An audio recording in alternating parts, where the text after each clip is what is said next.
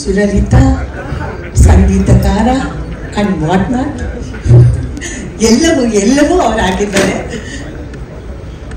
ಸುಮಾರು ಅವರ ಸಂಕಲ್ಪ ಚಿತ್ರದಿಂದ ನಾನು ಅವ್ರನ್ನ ನೋಡಿದ್ದೀನಿ. ನನ್ನ ನಾಟಕಗಳನ್ನು ಅವರು ನೋಡಿದ್ದಾರೆ, ಅವರ ನಾಟಕಗಳನ್ನ ನಾನು ನೋಡಿದ್ದೀನಿ. ಆಗಿಂದು ಪರಿಚಯ.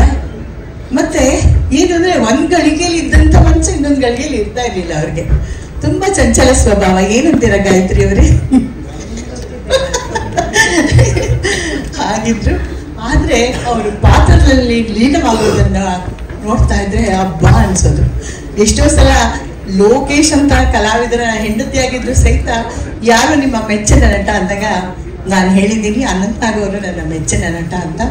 ಅವರ ಕಣ್ಣಿನ ಅಭಿನಯ ಇದೆಯಲ್ಲ ಅದಂತೂ ಸಾಧ್ಯನೇ ಇಲ್ಲ. ಅವರ ಎಲ್ಲ ಚಿತ್ರಗಳನ್ನು ನೀವು ನೋಡಿದ್ದೀರಾ, ಆನಂದ ಪಟ್ಟಿದ್ದೀರಾ. ಎಷ್ಟು ಜನ ಆಗಿನ ಕಾಲದಲ್ಲಿ ಹೆಂಗೆ 75-80 ಸಮಯದಲ್ಲಿ ಅಂತೂ ಎಲ್ಲರೂ ಅನಂತ್ ನಾಗ್ ಅಂತ ಇದ್ರು.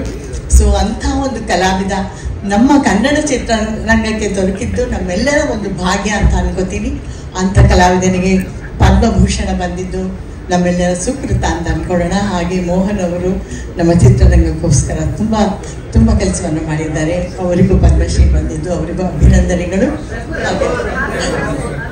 ಇದೆ ಹಾಸನ್ರಿಗೂ ಅವ್ರಿಗೆ ಮರ್ತಾಯ್ತು, ವಯಸ್ಸಾಯ್ತು, ಕ್ಷಮಿಸ್ಬಿಡಿ. ಸೊ ಇವೆಲ್ಲ ಕಲಾವಿದರು ಬಂದು ಅವರನ್ನ ಗೌರವಿಸ್ತಾ ಇರೋದಕ್ಕೆ ನಿಮಗೆ ಮೊದಲು ನಾವು ಧನ್ಯವಾದಗಳನ್ನು ಅರ್ಪಿಸಬೇಕು. ನಮಸ್ಕಾರ.